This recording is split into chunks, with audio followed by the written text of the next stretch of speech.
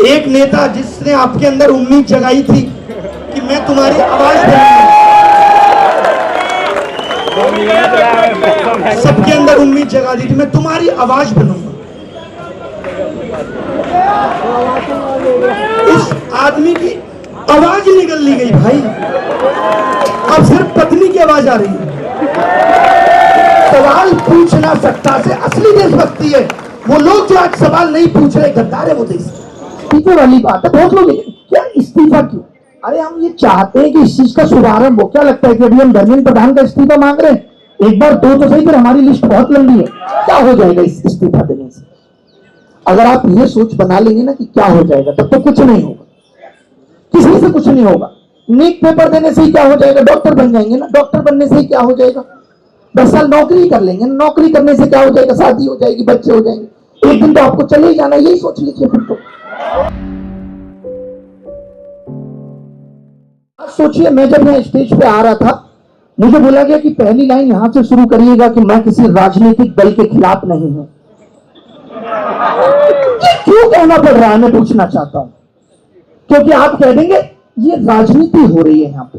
चलिए मान लेते हैं पीपर लीक उद्योग को बंद करने के लिए राजनीति हो रही है, तो सही काम के लिए हो रही है या गलत काम के लिए हो रही है? आज अस्पतालों की हालत ये है, आप में से कितने लोग इस बात को रिलेट करेंगे कि जब आपके घर में कोई बड़ी समस्या आ जाए तो फाइनल ये कह दिया जाता है कि अब इसको दिल्ली रेफर करो, एम्स में कह दिया जाता है ना। क्या हम आजादी के 75 साल बाद जिसको अमृतकाल कहा जा रहा है उसमें एक हॉस्पिटल ही बना पाए ऐसा कि अब एम्स दिल्ली चले जाइए?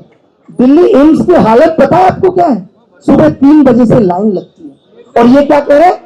ये कह रहे हैं कि 2047 में भारत विकसित हो जाएगा। आप लोग कितने लोग नेहरू बिहार में रहते होंगे? कोई रहता है? गांधी बिहार में रहते हैं? आप मुझे बताइए, अगर उसकी किसी बिल्डिंग में आग लग जाए तो बचना मुश्किल है? कोई नहीं बचेगा।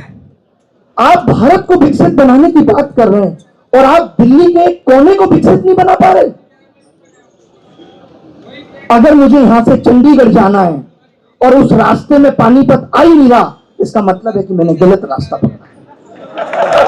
यह विकसित भारत का रास्ता हो ही नहीं सकता।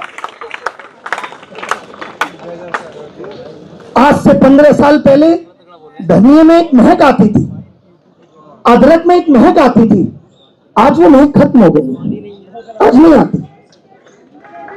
क्यों? क्योंकि अदरक, धनिया, ये सब कुछ नकली बिक रहा है, सब कुछ एडल्ट्रेटेड है, केमिकल मिलाए जा रहे। खाना आप खराब खाएंगे बाहर। रेस्टोरेंट में जो खाना मिल रहा है वो 2-2, 3-3 महीने पुराना है। पीछे जामा मस्जिद में कंपनियां मशीन से खाना बना रही है, वहीं से आता है फ्रोजन होकर के। आप बीमार हो जाएंगे, आपको इलाज नहीं मिलेगा। बेसिक शिक्षा आपकी कमजोर है, आपको हॉस्पिटल व्यवस्था सही नहीं मिल रही। जिन बिल्डिंग्स में आप पढ़ने जा रहे हैं वो आग लग जा रही है। फिर सरकार क्या करती है? उसके बाद कमेटी बना दी है। अभी साकेत के जब मालवीय नगर में आग लगी थी, 15 दिन तो हो गए ना, क्या आया कमेटी करके? कमेटी तो सीसेट को लेकर भी बनी थी और उसने कहा था कि सीसेट नहीं होना चाहिए। तो ये सब कमेटी बनाना, एयरफोर्स से पेपर ले जाना, सिर्फ ध्यान भटकाने के लिए हो रहा है। सरकार की मंशा में कहीं ये नहीं दिख रहा कि हम इस सिस्टम को ठीक करना चाहते हैं। आप बताइए, अगर ये स्कूल व्यवस्था को ठीक करना चाहते हैं तो इनके ही मंत्री राजनाथ सिंह साहब रक्षा मंत्री हैं, वो प्राइवेट स्कूलों का उद्घाटन करने क्यों पहुंच रहे हैं? मैं पूछना चाहता हूं, आप बताइए। आज मैं आपसे पूछना चाहता हूं, यहां पे कुछ ऐसे बच्चे भी होंगे जो 12th करके आए हैं। आज भी बच्चा आईआईटी कानपुर ही क्यों जाना चाहता है, पटना क्यों नहीं? आईआईटी पटना नहीं जाना चाहता। तो मैं ये कह रहा हूं कि जो आईआईटी पुराने थे, आज तो आप कहते हो डिजिटल इंडिया ऐसा, विश्वगुरु इंडिया ऐसा, आत्मनिर्भर इंडिया ऐसा, तो क्या उस दौर में आप नए आईआईटी पुराने से बेहतर नहीं बना पाए? क्यों भाई? आज 2-2.5 करोड़ लोग 12th पास करके निकल रहे हैं। सोचिए, इन लोगों को पता चल रहा है अब तो, इन 18, 19 साल के लोगों को जब ये पता चल रहा है कि 10,000 करोड़ का घोटाला हो गया प्रधानमंत्री विकास कौशल योजना में। सीएजी रिपोर्ट कहती है ये आपको पता है विकास कौशल योजना किसके तहत चलती है? स्किल डालने की जिम्मेदारी किसकी है? आ रहे हो? नहीं पता, सोच। ये भी जिम्मेदारी शिक्षा मंत्री की थी। शिक्षा मंत्री की जिम्मेदारी थी कि एजुकेशन में कैसे स्किल डाला जाए। अब आप कहेंगे कि साहब पढ़े लिखे लोग कम हैं। अरे भाई, यहां तो पढ़े लिखे लोग भी नहीं ठीक से निभा रहे। वो रेल मंत्री तो आईएएस है। आज तक रेल लाइन पे नहीं आ पाई। आए दिन घटना आ जाती है। ये जो चल रहा है कि शिक्षा मंत्री इस्तीफा दो, तो लोग कहते क्या हो जाएगा इस इस्तीफा देने से? अगर आप ये सोच बना लेंगे ना कि क्या हो जाएगा, तब तो कुछ नहीं होगा, किसी से कुछ नहीं होगा। नीट पेपर देने से ही क्या हो जाएगा? डॉक्टर बन जाएंगे ना। डॉक्टर बनने से ही क्या हो जाएगा? 10 साल नौकरी कर लेंगे। नौकरी करने से क्या हो जाएगा? शादी हो जाएगी, बच्चे हो जाएंगे। एक दिन तो आपको चले ही जाना, यही सोच लीजिए फिर तो। जब कुछ नहीं होगा किसी चीज से, तो अगर किसी चीज से कुछ होगा ही नहीं, ये सोच लिया जाए। भाई, आज हम कहते हैं ना कि लोगों ने आवाज नहीं उठाई। आवाज कौन नहीं उठाता? सोच किसकी खत्म हो जाती है? जो मर जाता है, जिसका जमीर खत्म नहीं, जिसकी सांसें नहीं रहती। हमारी सांसें हैं, हम बोलेंगे। आज इस प्रोटेस्ट में नहीं आएंगे बिजनेसमैन। उनको पता है कि उन्होंने गलत तरीके से पैसा कमाया है, सरकार ईडी और सीबीआई छोड़ देगी। नहीं आएंगे, नहीं आएंगे। नेता आने से डरते हैं कि इनका प्रोटेस्ट खराब हो जाएगा। अगर इस प्रोटेस्ट में कोई भी नेता आ जाए तो ये कह देगा अच्छा, ये इस पार्टी के लिए हो रहा है। इससे ज्यादा दुखद कुछ नहीं हो सकता। जब मैं भी आ रहा था तो कुछ लोगों ने मुझे कई सारी चीजें दी कि साहब इन चीजों पे बोलना। कुछ लोगों ने मुझे ये भी कहा, पता है कि अब क्यों जा रहे हो, आंदोलन में दम नहीं है। मैंने कहा तभी तो मेरा फर्ज है कि मैं दम डालूंगा, यही तो मेरा काम है। कि अगर युवाओं की बात हो रही है, अगर मुद्दों की बात हो रही है, अगर उन चीजों की बात हो रही है जो देश का भविष्य है, जिससे भारत एक विकसित नेशन बनेगा, राष्ट्र का निर्माण होगा। आज लोगों को क्या प्रॉब्लम है? ये जेनजी जनरेशन आ गई है, अजीबोगरीब करती है। ये वो जनरेशन आपको अजीबोगरीब लगती है। और ब्लिंकिट कैसा लगता है? 8 मिनट में नारियल का पानी आपके सर के ऊपर फेंक के मार देता है। वो आपको एक्सेप्टेड है। मतलब आप इस जनरेशन की अच्छी चीजों को स्वीकार करेंगे नहीं, और ये जनरेशन में आपको कमियां दिख रही हैं। अरे इसका अंदाज है, इसका अंदाज है इस तरीके से रिप्रेजेंट करना अपने आप को। अच्छी बात है। आज से पहले आंदोलन होते थे तो वही लोग पहुंचते थे जो प्रभावित होते थे। मैं खुश हूं इस जनरेशन से कि जो प्रभावित नहीं है, लेकिन उतना दूर का सोच पा रही है कि कल को हमारे लिए भी दिक्कतें होंगी। तो ये अच्छी बात है, ये खूबसूरती है इस आंदोलन की। लोग एक्सेप्ट नहीं कर पा रहे, बात की जनरेशन को एक्सेप्ट नहीं कर पा रहे। कुछ लोग एक वीडियो जारी कर देंगे कि ये एलजीबीटी आंदोलन में क्यों आ गए? देश के नागरिक नहीं, उनको वोट देने का अधिकार नहीं है? क्यों नहीं होंगे वो? हर कोई, किसी को होना चाहिए आंदोलन का हिस्सा, वो क्यों नहीं होंगे? अब इनको ही देख लीजिए, इन्होंने एक्सेप्ट कर लिया मोबाइल का इज्जत।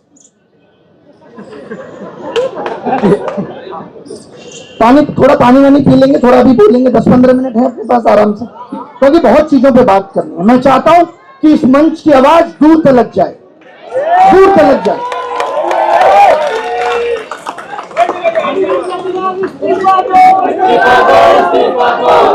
बॉलीवुड में ना बहुत देखिए क्या आक्रोश है इनके अंदर। ये कह रहे हैं कि बॉलीवुड आवाज नहीं उठा रहा। अरे भैया, बॉलीवुड तो संसद पहुंच गया है। हम पे और आप पे तंज कस के 2019 में सबकी बात हुई यार। आपका जज्बा देख करके मेरा खून और खोल रहा है। 2019 में जब चुनाव हुए तो ये कहा गया कि 2 करोड़ लोगों को रेलवे में नौकरी मिलेगी। 2 करोड़ लोगों को रेलवे में नौकरी मिलेगी। बड़ा खुश हुए हम और फॉर्म भरा लिया गया। 3 करोड़ लोगों ने फॉर्म भरा, सोचिए। और सबसे 500 रुपए लिया गया कि आप 500 रुपए दीजिए, जब आप पेपर देने आएंगे तो आपका 400 वापस कर दिया जाएगा। पेपर हुआ 3 साल बाद, और वो भी तब जब तमाम ट्विटर आंदोलन चलाने पड़े, जिसमें कंगना ने कहा था कि ये लोग बंदर हैं। मैं मतलब यही बड़ी हैरानी होती है कि कुछ कोई आकर के बंदर कह देता है अरे मैं फुर्ती है, वो बहुत फुर्तीला होता है बंदर, तुम हमें जमीन से उठा लोगे, हम पेड़ पेड़ पे चल के भागते रहेंगे। अब आ गया, अब एक बयान आया सीजीआई साहब का, जब कि कॉकरोच है इस देश का युवा। कॉकरोच तो गंदगी नहीं होता, और तुमने उस सिस्टम को इतना गंदा बना दिया तो कॉकरोच तो आना ही था। तुम जिम्मेदार हो, तुम जिम्मेदार हो इसके लिए। आज एक समस्या नहीं, आपके साथ गलत हो जाएगा। कितने सारे बच्चे ऐसे हैं, मैं दिन भर के 1000 मेल पढ़ता हूं, और ये काम मैंने 5 साल पहले ही छोड़ दिया था। बहुत सारे लोग मेरे बारे में भी ट्विटर पे लिखते हैं, अगर ये आवाज उन तक पहुंचे, वो कहते हैं इसका भी कोचिंग जल्दी बंद होगा। मैंने 6 साल पहले खुद बंद कर दिया था। ऐसे कमेंट आते, लोग ऐसे डराते, बोले तुमको ये सरकार छोड़ेगी नहीं। क्यों नहीं छोड़ेगी भाई, पहले पकड़ो तो सही। छोड़ेगी नहीं तो मतलब गलत सेंस की छोड़ेगी नहीं। मैं गलत कर रहा हूं? अगर पेपर लीक हो रहा है, सरकार नहीं देख पा रही ना, बच्चों की आंखों में मरते हुए सपने तो मैं देख रहा हूं। मेरे पढ़ाने की सार्थकता क्या है? मैं क्यों पढ़ाऊं? मैं आपको पढ़ा के, यानी जो काम सरकार कर रही है वही मैं करूं, कि आपके साथ गलत होता है, बस मुझे पढ़ाने से मतलब है, मैं अपना काम करूं। कौन कर रहे हैं अपना काम? वित्त मंत्री कर रही है अपना काम, तभी महंगाई यहां तक पहुंच गई। शिक्षा मंत्री कर रहे हैं अपना काम, हर तीसरे महीने तो चुनाव कराने चले जाते हैं। शिक्षा उनके ट्विटर से लेकर के जिंदगी में कई कोने में पड़ी। वो तो अब इतना प्रेशर बनाए तो 1-2 इंटरव्यू देने लगे हैं, उसके लिए भी उनको अच्छा स्क्रिप्ट राइटर रखना चाहिए। उन्हीं बातें करते हैं कि दहशतगर्दों की भीति, दहशतगर्दों की भीति। मैं ये मान रहा हूं, मुझे इससे खुशी हुई कि कम से कम उनके अंदर दहशत तो आई, भीति से ही आई, लेकिन दहशत आई तो सही, बोलने पे मजबूर तो हुए। ये जो इस्तीफे वाली बात है, बहुत लोग क्या इस्तीफा क्यों? अरे हम ये चाहते हैं कि इस चीज का शुभारंभ हो। क्या लगता है कि अभी हम धर्मेंद्र प्रधान का इस्तीफा मांग रहे हैं? एक बार 2 तो सही, फिर हमारी लिस्ट बहुत लंबी है, हमारी लिस्ट बहुत लंबी है, हम बहुत लोगों से मांगेंगे। होगा भाई, जब आए दिन खाने में मिलावट की खबरें आती हैं, फूड फ्रोजन खिलाया जा रहा है, नकली पनीर पकड़ा जा रहा है, नकली मावा पकड़ा जा रहा है। आज आप जिम जाएं और जिम वाला कहते प्रोटीन ले लो, तो आपके दिमाग में आता है यार प्रोटीन में तो लेड पाया गया था, पता नहीं क्या होगा, लेना चाहिए कि नहीं। हर मोड़ पे हम लोग डर में जी रहे हैं, हर मोड़ पे। तब जाके पता चलता है कि फसाई कौन देखता है? नड्डा साहब देखते हैं, जिन्होंने प्रधानमंत्री के चेहरे के अलावा कुछ देखा ही नहीं। मैं उनको इतना ही जानता था कि प्रधानमंत्री जी कहीं जाते हैं तो मैंने कहा कोई प्रोटोकॉल होता होगा, एक आदमी आता होगा जो उनको अप्रिशिएट करेगा, माला पहनाएगा। मेरे को इतना ही पता था, मुझे नहीं पता था। सोचिए, मैं थोड़ा बहुत फिर भी पढ़ता हूं, तब मुझे पता चला ये आदमी हेल्थ मिनिस्टर भी है, जिसने सिर्फ प्रधानमंत्री जी के हेल्थ का ध्यान रखा है, बस एक आदमी। वो दिन पे दिन यंग हो रहे हैं, वो दिन पे दिन यंग हो रहे हैं, और आपके जैसे लोग सूखते जा रहे हैं। आप पेपर ठीक से नहीं करा पा रहे। ये डिजिटल इंडिया थी, ये हिस्सा नहीं था डिजिटल इंडिया का। और फिर आप कहते हैं आवाज क्यों उठती है? आप झूठ पे झूठ बोलते रहेंगे, इस देश का मीडिया उस झूठ को जस्टिफाई करता रहेगा, और हम आंख बंद करके बैठे रहेंगे। क्यों? क्योंकि हम देश प्रेमी हैं। बोलेंगे, डंके की चोट पे बोलेंगे। असली देशभक्ति तो यही है, सवाल पूछना सत्ता से, असली देशभक्ति है। वो लोग जो आज सवाल नहीं पूछ रहे, गद्दार है वो देश, जिनके अंदर सवाल। एक बात बताइए, बिल्कुल बॉलीवुड में धीरे धीरे आएंगे दोस्त। देखिए, सबने आपको लूट लिया है, क्रिकेटर ने भी लूट लिया, बॉलीवुड ने भी लूट लिया, बचा नहीं है दोस्तों। बहुत बहुत बढ़िया बोलते हैं, आपको जल्दी माइक देंगे। एक चीज मैं और कहना चाह रहा था, आपने भुलवा दिया। अभी आपको पता है मोदी जी यूरोप गए थे। मैं कुछ एग्जांपल इसलिए ले रहा हूं, मैं मंशा दिखाना चाहता हूं सरकार को। वहां उन्होंने बोला है कि एक्सपोर्ट में पिछले 12 साल में भारत ने 35 गुना वृद्धि की है। मैंने जब ये फैक्ट चेक किया, आप चाहें तो खुद भी कर सकते हैं परप्लेक्सिटी पे डाल के, 2 गुना है, 2 गुना, 2 को 35। और सोचिए, मीडिया इस चीज को बड़े बड़े अक्षरों में चला रहा है, छोटा सा नीचे लिखा है प्रधानमंत्री नरेंद्र मोदी। मीडिया को पता है ये झूठ है, लेकिन वो देख रहा है। छोटा छोटा किसको देखेगा? जैसे नहीं देखते आप, टर्म एंड कंडीशन छोटी छोटी होती है हर जगह, हर जगह टर्म एंड कंडीशन छोटी छोटी। आज यार हम लोग किस किस के लिए लड़े? आज आप हेल्थ इंश्योरेंस कराएंगे, आपके पीछे चाचा पीछे पड़ जाएंगे, हेल्थ इंश्योरेंस ले ले क्योंकि उनका कमीशन फिक्स है। उसके बाद अगर आपने हेल्थ इंश्योरेंस ले लिया और आप हॉस्पिटल में चले गए, किसी तरीके से आप भर्ती हो गए, तो आप भर्ती होते रह जाएंगे और अप्रूवल नहीं आएगा। और अप्रूवल आ गया और कह दिया कि आप पे करके चले जाइए, रिम्बर्स हो जाएगा, तो रिम्बर्स नहीं मिलेगी। हेल्थ इंश्योरेंस वाले बाद में बोलेंगे ये बीमारी कवर नहीं थी। यार आप हमें हर स्टेज पे लूट रहे हो, कौन देखेगा ये सब? क्या करने के लिए हमने हेल्थ मिनिस्टर बनाया है?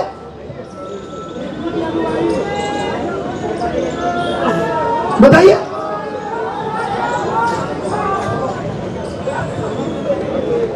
आज जैसे इन्होंने भी मुझे बताया कि सर जो ये एग्जाम सेंटर है, तो दो बातें निकल के आई कि भाई सेंटर्स, आपने देखा होगा आज से 6-7 महीने पहले एसएससी का एक प्रोटेस्ट हुआ था जिसमें ये मुद्दा उठाया गया था प्रोटेस्ट में कि एक एफिलिएशन बोर्ड बनना चाहिए जिसकी निगरानी में सेंटर्स अच्छा काम करेंगे। रजत है लल्लन टॉप से ये मुद्दा उठा था कि सेंटर्स अच्छा काम करेंगे। हमें बड़ी खुशी थी, हमने एग्जाम्पल भी पता क्या दिया था उस वक्त, हमने कहा था जैसे सीबीएसई है स्कूलों को एफिलिएट करना। आज पता चला सीबीएसई खराब निकल गई। तो मैं अब किस चीज की मांग करूं? पहले मैं अब बोर्ड की मांग करूं या ये कहूं कि इनकी मनसा का कौन सा दवाई है, इनका इंटेंट भी खराब है, अब कुछ भी बना लीजिए। एनटीए भी तो इसीलिए बना था ना कि पेपर लीक नहीं होगा। अब काम सरकारें इस पे करती हैं कि पेपर लीक एक्सक्लूसिव हो, ये जो टेलीग्राम पे घूम रहा है ये ना हो। अगर आपने पैसा दिया है तो आप ही को मिलेगा, इसलिए टेलीग्राम बैन किया। पेपर की लीक प्रोसेस एक्सक्लूसिव है, जिसका पैसा उसी को नकल होगी। और ये आ गया है, अगले साल सीबीटी होगा। आपको पता सीबीटी क्या है? सीबीटी में अगर आपने पैसा दिया तो आपका सिस्टम बाहर हैक हो जाता है और सिर्फ आप ही को नकल होती है। ये हम ऐसे एसएससी के एग्जाम में तमाम ऐसी सीबीटी में हुई खामियां देख चुके हैं। तो दिल ऐसा हो गया, लेकिन मैंने एक चीज सीखी लाइफ में, हिम्मत नहीं हारना। आपकी इजाजत हो तो इसमें एक शायरी कह दो। गम मेरे साथ बड़ी दूर तक गए, गम मेरे साथ बड़ी दूर तक गए, पाई ना जब मुझ में थकान तो वो खुद थक गए। हम सबको अंतिम सांस तक लड़ना है। क्या लगता है? बहुत से लोग मुझे कहते हैं, एक टीचर है यूपीएससी के, बहुत फेमस है, बहुत फेमस है। अभी कुछ दिन पहले क्या इस देश का कुछ नहीं है, और निराशा होती है। दुनिया को राय देते हैं यूपीएससी करो, एक बार थक जाओ दोबारा करो, खुद एक बार एक काम किया फिर नहीं कर पाए दोबारा। तो मैं ये कहना चाहता हूं कि अगर आज के दौर में हम आप जैसे लोग हिम्मत हार के बैठ जाएंगे तब क्या होगा? देश तो जाता रहेगा। कैसे हार जाएंगे हिम्मत? यार बहुत आगे इस सीने में जमीर जिंदा है, लोगों के लिए लड़ेंगे। आजादी की लड़ाई से सीखा है हमने कि किसी का अपना स्वार्थ नहीं था। यहां तो लोग राजनीति में भी जा रहे तो अपना स्वार्थ लेके जा रहे। कब मर्जी विचारधारा बदल जाएगी पता ही नहीं। ऐसे लोग देश को आगे लेके जाएंगे जो कल को कहते हैं खराब था और फिर उसको आकर के आप सीएम बना देते हो। क्या आप बताइए, किसी भी राज्य की जिम्मेदारी सही सीएम के हाथ में दी जा रही है? नहीं। फिर आप कहते हो देश सही हाथों में। जब देश का शिक्षा मंत्री ठीक ना हो, हेल्थ मंत्री ठीक ना हो, वित्त मंत्री ठीक ना हो, तो कैसे जस्टिफाई होगा कि देश सही हाथों में? नहीं, अम्मा भी कह रही है पीछे नहीं है। अब अम्मा के मुंह पे कोई कैमरा लगा के बोलेगा तुमको भी नीट देना है क्या? पहले तो ये नीट के साथ पत्रकारों से कहूंगा पेपर लगाना सीखिए। नीट देना है, नीट पेपर की बात हो रही है। तो जब इनको क्या है, लेकिन ये आई है आवाज बुलंद करना। इससे पता चलता है कि आज भी ऐसे लोग भी हैं जो लोगों की आवाज बनना चाहते हैं, जिनको दहशतगर्द कहा जाता है। अच्छा आप बताइए कि क्या ये सरकार इतनी नासमझ है जिसको नहीं पता चल रहा कि ये लोग पेपर लीक और देश की समस्याओं पे बात करना चाहते हैं? इतनी नासमझ तो नहीं, इतना तो समझ आता होगा ना। विजनरी है प्रधानमंत्री जी, जिसने ये देख लिया कि भारत एग्जैक्ट 2047 में आजाद हो जाएगा। जीपीएस पे डाला होगा विकसित भारत नीचे आया होगा 20 साल to reach ETA estimate time of arrival. ऐसा लगता है कि 31 जनवरी 2046 को हम और आप सोएंगे और जब सुबह जगेंगे 1 जनवरी 2047 को तो भारत विकसित हो चुका होगा, क्योंकि उस वक्त देश के प्रधानमंत्री योगी जी होंगे और वो नाम बदल चुके होंगे भारत का विकसित भारत। ये तभी सही हो सकता है। यार एक बात बताइए, डिजिटल में डिजिटल नहीं बचा, जैसे रियल जूस में रियल कुछ नहीं है, ऑर्गेनिक दालों में ऑर्गेनिक कुछ नहीं है, वैसे डिजिटल में डिजिटल कुछ नहीं है, विकसित में विकास नहीं है, पेट्रोल में पेट्रोल नहीं है। आत्मनिर्भर भारत की सच्चाई इतनी खराब है कि हम इतने ज्यादा चाइना पे डिपेंड हो चुके हैं जिसकी हद नहीं, और कहा जा रहा है भारत आत्मनिर्भर भारत बन। आपने सुना होगा कल परसों एक बयान आया यशस्वी प्रधानमंत्री जी का कि भारत मोबाइल मैन्युफैक्चरिंग हब बन रहा है। आपको पता है पहले ये मोबाइल मैन्युफैक्चरिंग हब चाइना था और हमारे देश की कोई कंपनी नहीं, ये सब ताइवान, साउथ कोरिया, USA इन्हीं की कंपनी। उनको लगा यार चाइना हब बन रहा है, चाइना पे डिपेंडेंसी हो जाएगी, तो उन्होंने दिमाग लगा के बोला कि भारत में करने, और उन्होंने भारत में कुछ एस्टेब्लिशमेंट कर दिया। उसमें हम खुशी से फूले नहीं समा रहे कि हमारे देश में मोबाइल मैन्युफैक्चरिंग हो रही है। भारत स्क्रीन तक नहीं बना रहा है, चिप तो छोड़ दीजिए। और कैसे बनाएगा ये? 83% इंजीनियर हर साल बेरोजगार की कैटेगरी में आ रहा है। हमारे देश का इंजीनियर जहां जाता है अच्छा करता है, वो बेचारा पियोन का फॉर्म भर रहा है, हर एक काम करने को तैयार है इंजीनियर। इसमें से भी बहुत इंजीनियर दिख रहे हैं मुझे। बताइए ये हालत है देश के इंजीनियर की, इसकी सेवा नहीं ली जा रही। और आपको पता है भारत ने जो अपनी GDP बचा रखी है वो सिर्फ सेवाओं के दम पे ही बचा रखी है। भारत सर्विस सेक्टर में अच्छा कर रहा है, यानी लोगों को सर्विस देना आता है। तभी अगर वही सर्विस इस देश के अंदर ली जाती, उनको अपॉर्चुनिटी दी जाती तो। और फिर न्यूज में क्या आता है, सिलेंडर तो कनाडा में भारत से महंगा है। वहां के लोगों की औकात है कि उससे भी महंगा खरीदिए। हमारे यहाँ तो गरीब और गरीब होता जा रहा है, अमीर और अमीर होता जा रहा है। ये स्थिति है। हमारे यहाँ 3.5% लोग हर साल गरीबी रेखा के नीचे आ जाते हैं। क्यों? क्योंकि उनका इलाज पे खर्चा बहुत हो जाता है। इलाज की स्थिति यह है कि आज लोग डरते में बीमार ना हो जाओ। आज एक बेरोजगार की दिल इसलिए परेशान है कि पापा मम्मी की दवाई का इंतजाम नहीं कर पा रहा। दवाइयां इतनी महंगी हो रही है, महंगा छोड़ दीजिए उसमें भी नकलीपन है। आगरा में अभी कितनी दवाइयों की नकली फैक्ट्री पकड़ी गई यार। नकली दवाई, नकली पनीर। दिवाली पे आप मिठाई खाना चाहें तो नहीं खाते, क्या कहते हैं? दिवाली पे नकली आती है मिठाई। आपने मान लिया, हमने एक्सेप्ट कर लिया। क्या ये दुखद नहीं है कि भारत जहां विश्वगुरु होने की बात कर रहा है वहां पनीर, अंडा ये सब नकली है? और पेपर लीक से आप नकली डॉक्टर, नकली इंजीनियर्स की फौज खड़ी करने जा रहे हो। कहां लेके जा रहे हैं देश को? आप कुछ करें। मैं तो ये चाहता हूं, जैसे इनका ये कहना था कि नेशनल कमीशन ऑफ इंडिया बनना चाहिए, स्टूडेंट कमीशन ऑफ इंडिया बनना चाहिए, कि स्टूडेंट के लिए भी चलो जहां उसकी आवाज सुनी जाए। लेकिन अब मेरा डर ये हो जाता है कि ये बना भी देंगे तो वो भी काम नहीं करें। जब तक कि 2-4 लोग को उनकी गद्दी से छुटाया नहीं जाए तब तक इनके अंदर वो डर पैदा नहीं होगा। आपने देखा होगा ना, रक्षा मंत्री साहब ने कहा कि इस सरकार में इस्तीफे नहीं होंगे। इस सरकार में इस्तीफे नहीं होते, ऐसे ही पत्नियां छोड़ देते हैं आप, इस्तीफे नहीं होते।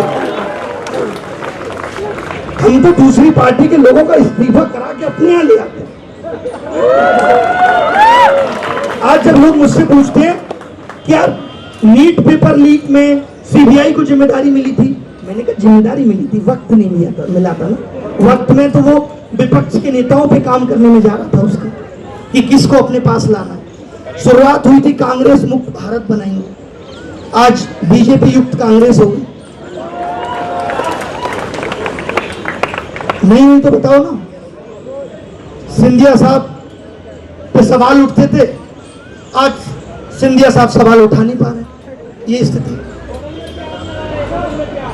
एक नेता जिसने आपके अंदर उम्मीद जगाई थी कि मैं तुम्हारी आवाज बनूंगा,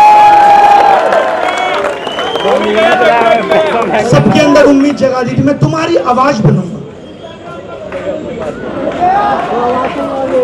उस आदमी की आवाज निकल ली गई भाई, अब सिर्फ पत्नी की आवाज आ रही है। ये दुखद नहीं, ये मैं इसलिए बता रहा हूं ताकि आप लोगों के अंदर मैं ये भरोसा दिला पाऊं कि सरकार की मंशा देश को आगे ले जाने में नहीं है। अगर ऐसा होता तो हमारा जो हर साल का गुड्स पे डेफिसिट है वो लगातार बढ़ रहा है। आप सिंपल भाषा में ताई आई है, मैं इसलिए बताना चाह रहा हूं ये बात। अगर एक कंपनी 2020 में 20 करोड़ के लॉस पे थी, फिर 40, फिर 50 और अब 350 पे पहुंच गई, तो मैं पूछना चाहता हूं क्या ये सही दिशा है उस कंपनी की? नहीं, यही हो रहा है भारत के। 2025 में हमने चाइना से रिकॉर्ड तोड़ सामान मंगाया है, रिकॉर्ड तोड़ सामान खरीदा है और दिया कुछ नहीं उसकी तुलना में, और हम क्या करें? आत्मनिर्भर भारत बनेगा। मुझे लगता है नेता आपस में ही खेल रहे हैं क्योंकि सब आत्मनिर्भर हो चुके हैं, इनको अब दिक्कत नहीं है।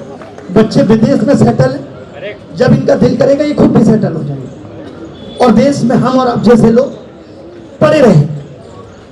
आज इतना दुखद लगता है, मैं एक बिजनेसमैन से मिला, उसने हमें खुद बुलाया, बोला पेपर लीक पे चर्चा होगी।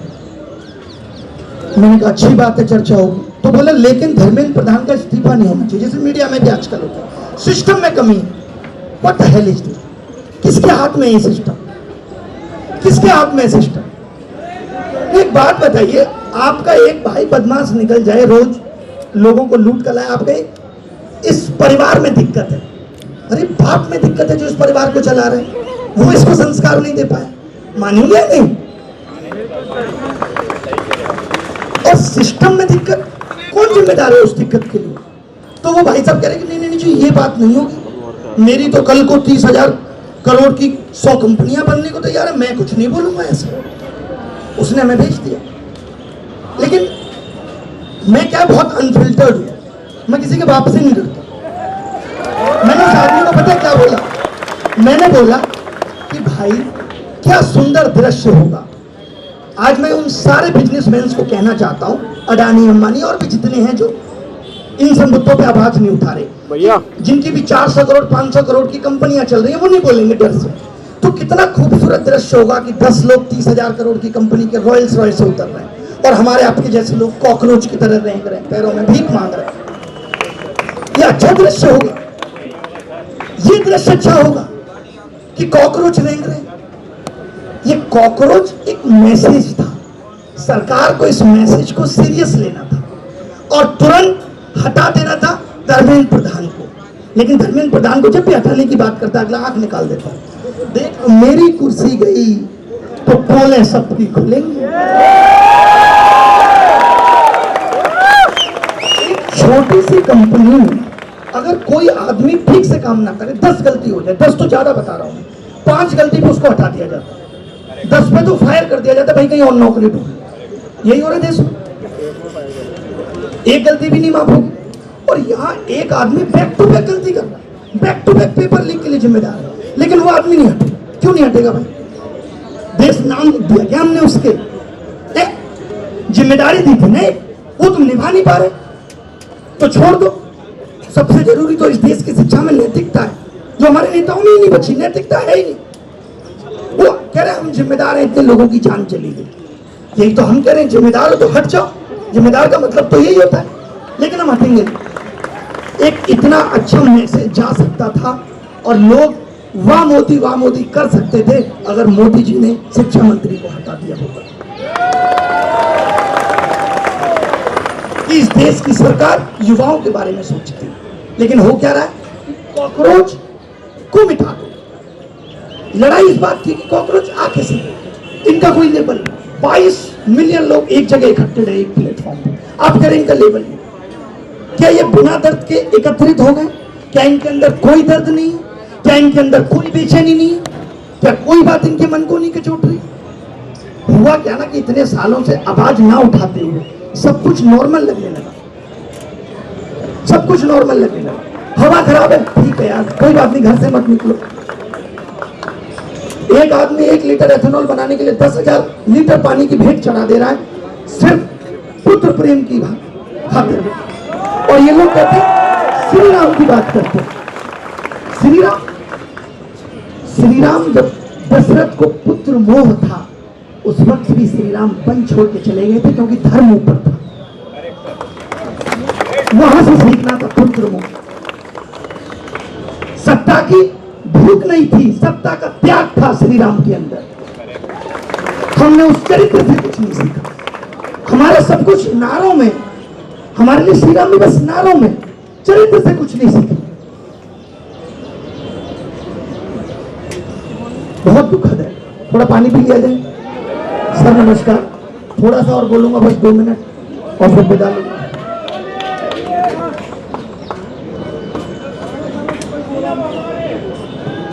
क्रिकेटर पे इतनी आवाज उठ रही है कि भाई क्रिकेटर ऐसा कर रहे हैं। सोचिए, क्रिकेट इतना हावी है, आईपीएल, और आईपीएल के आधार पे इतनी बड़ी इंडस्ट्री चल रही है। आपने देखा होगा अभी कोचिंग माफिया पे मीडिया में बहुत चला, और बड़ी बड़ी पत्रकारों ने दिखाया कि कोचिंग इंडस्ट्री कितनी बड़ी हो गई है। जिस इंडस्ट्री में मैं फिर भी मान सकता हूं कि 5% मान लेता हूं अच्छा काम किया होगा लोगों को शिक्षित करने में, लेकिन आपने किसी मीडिया चैनल पर देखा कि आईपीएल कितना बड़ा उद्योग है, जिसमें कितने युवाओं का जीवन जकड़ लिया। सट्टाबाजी में कितना युवा घिरा हुआ है। ड्रीम 11 ना जाने कितने 1000 करोड़ की कंपनी बन गई, तब सरकार को पता चला कि ये गलत हो रहा है। ये नहीं, क्योंकि अब खबर नहीं पहुंच पाती। डिजिटल इंडिया थोड़ी है जो सरकार को इतनी जल्दी पता चल जाएगा कि सट्टाबाजी चल रही है। साहब, सरकार को पता है कि जब तक लोगों से ठीक ठाक मात्रा में पैसा नहीं हट लिया जाएगा और हम तक नहीं पहुंचेगा, तब तक कैसे बंद कर देंगे। एक चीज बताना, आप सेबी को जानते हैं? आप अभी राजेश एक्सपोर्ट करके एक स्कैम आया, जिसमें 7 महीने पहले शिकायत हुई तो सेबी की नजर में आया। इससे क्या पता चलता है कि सेबी सोई रहती है, और वो भी कुंभकर्ण की तरह सोती है, 7 महीने लगते हैं उसको जगने में भी। तब तक 13,000 करोड़ लोगों का स्वाहा हो चुका। यार, एक स्कैम हो रहा है, हर मोड़ पे स्कैम है, और आप कहते हैं सब कुछ अच्छा चल रहा है, सब कुछ अच्छा चल रहा है।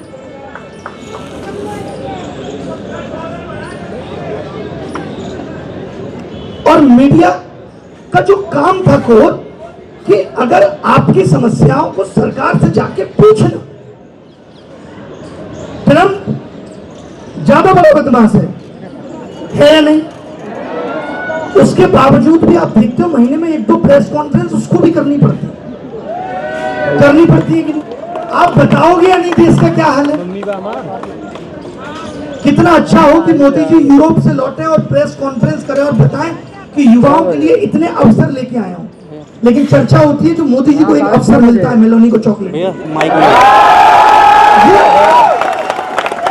वो अवसर ज्यादा बड़ा, उस पर चर्चा होना ज्यादा जरूरी है। कैबिनेट की मीटिंग होती है, आते ही पता चलना चाहिए क्या हुआ, किस किस को हड़काया गया, किस किस से जिम्मेदारी छीन के दूसरे को दी गई। लेकिन मीडिया में न्यूज आती है मोदी जी ने सबको सलाह दी है डिहाइड्रेटेड रहना। मैं तो पहले से ही कह रहा हूं कि इनकी कैबिनेट को इतनी समझ नहीं है कि गर्मी में डिहाइड्रेटेड रहना, क्या हाइड्रेटेड रहना, उसकी सलाह भी मोदी जी देंगे। भाई, ये बड़े मुद्दे हैं।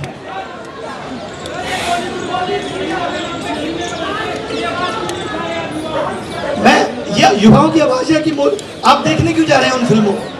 ये कह रहे हैं कि युवाओं की आवाज है कि बॉलीवुड गलत फिल्में बना रहा है। मैंने तो ये बात आज से 7 साल पहले कही थी, मत देखिए इनको, और आपने देखना कम भी किया। बड़ी खराब हालत है इनकी, आजकल कहीं भी पहुंच जाते देखते होंगे, तो आजकल इनकी हालत खराब है, ऐसा नहीं है। वो क्या है कि हम लोग देख नहीं पाते उस चश्मे से। हम जिस आदमी को सालों तक परफेक्ट समझते हैं, वो 3 शादियों के बाद भी नहीं रुक रहा है। परफेक्ट, मिस्टर परफेक्ट, ये होती है परफेक्टनेस, ये होती है परफेक्टनेस। आज आप ये उम्मीद छोड़ दीजिए कि कोई भी आपकी आवाज बनेगा, ना कोई बॉलीवुड, ना कोई क्रिकेटर, कोई आपकी आवाज नहीं बने। ये सब इतना कमा के बैठे कि ये लंदन शिफ्ट हो जाएंगे। ठीक है, इनको भारत की शुद्ध हवा से फर्क नहीं पड़ता, वो आपको पड़ता है, हमें पड़ता। इनको भारत में शुद्ध पानी मिल रहा है नहीं मिल रहा फर्क नहीं पड़ रहा, क्योंकि इनकी बोतल बाहर से आ रही है, इनको फर्क नहीं पड़ रहा। इनके बच्चे यहाँ पढ़ेंगे नहीं, इनको यहाँ की शिक्षा व्यवस्था से फर्क नहीं। इनके लोगों को यहाँ पे इलाज नहीं कराना, इसलिए इनको यहाँ के हॉस्पिटल से फर्क नहीं। वरना 10 साल मोदी जी को पूर्ण बहुमत दिया, क्या लोग प्यार नहीं करते थे? मैं पूछना चाहता हूँ, आप पे बहुत भरोसा किया, आपने उस भरोसे पे हर कदम पे चूक किया। खबरों में बने रहने के लिए फोरम 4 को सब्सक्राइब करें और नोटिफिकेशन पाने के लिए बेल आइकन दबाएं।